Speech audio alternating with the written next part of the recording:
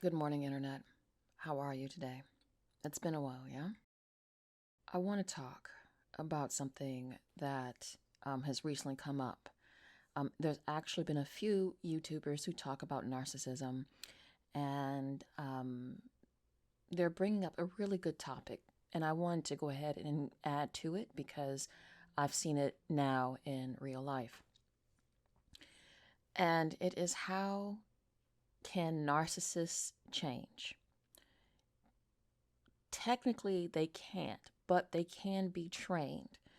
You have to understand, from a person like myself and other quote unquote victims of narcissistic abuse, is that we all did rule number one, which you should never do, which you should just love a narcissist unconditionally. You look past their faults. You don't bring up arguments. You ignore red flags.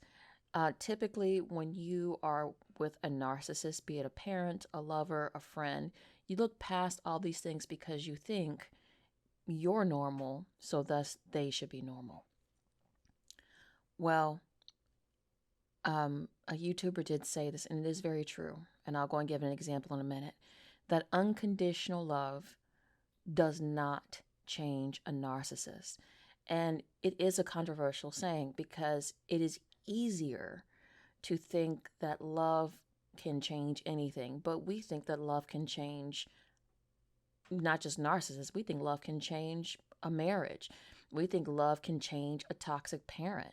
We think love can change a toxic environment. We think that people are good people deep down inside, universally, which I understand that a lot of Buddhists thinks this way, but I for certain do not. Not everyone in the world is awesome. Not everyone in the world would appreciate your love, and especially not a narcissist. But pain, embarrassment, exposure, this is what makes a narcissist change.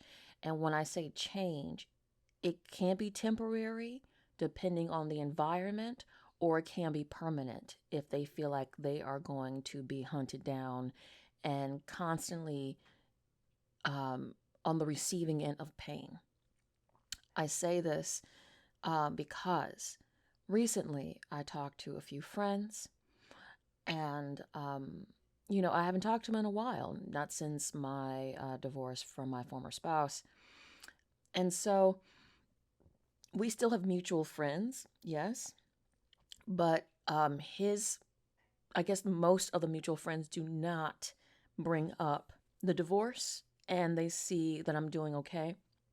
So they do not bring up anything from our past. They don't try to talk me into seeing him again or talking to him again, except this one moment where a couple of friends, I talk to them and they still talk to my former spouse, even though they know what he's done. Narcissistic people will try to find allies no matter where it is, right?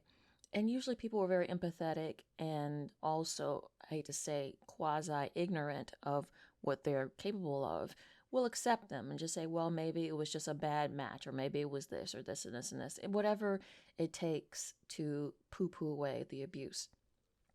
And so I was talking to these friends, just catching up. And of course, I was shocked. I'm like, oh, you're still talking to this person. Okay.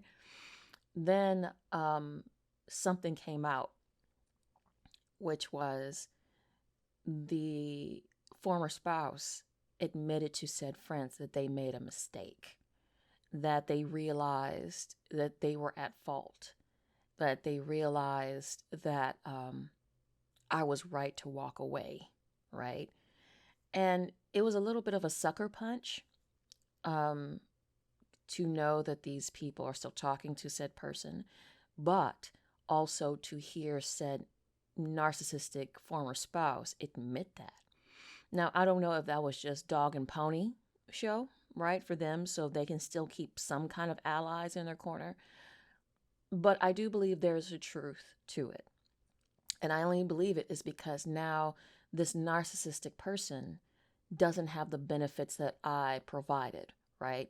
Um, a lot of the friendships that we had that were mutual now are looked with skepticism, and silence, right? A lot of his friends that, basically became my friends, even if they do speak to said narcissist, there's always this bit of silence. There's always this bit of skepticism, right? And you can feel it when someone's just kind of studying you, right? So the pain that this person has received was pain of exposure, and then seeing that myself, I'm doing okay. So you can't, and I beg of you, if you are with a narcissist right now, please walk away. And even if you can't walk away right away, stop loving them, because they totally see your kindness and your love as weakness. They see you as foolish, and they see you as someone who can be a doormat, who can be manipulated. I mean, if you have a child and the child is having a temper tantrum in the middle of, I guess you can say, a quiet grocery store, are you going to just hug that child and like say it's okay, especially if this child is starting to be destructive? Are you going to just love this child and say, oh my gosh, it's okay. What you're doing is okay. It's okay if you're destroying things. It's okay if you're throwing things at people. You're not going to do that. That's not rational, right? What you're going to do is either discipline said child, whatever your flavor of discipline is, or remove that child from the situation and just live with the embarrassment. You have to remember that narcissistic people are basically children in a proverbial eternal temper tantrum. They just do it differently. So when you've had enough, please walk. But I hope this is a post for you to understand that you can't unconditionally love a narcissistic person. You just can't. It won't happen. You will basically be drained dry, and then just like locusts, they will go to someone else. So stop your love. If anything, love yourself and walk away from that toxic man, woman, child, parents, lover. Walk away. You won't get anywhere with your love. Have a good one, Internet.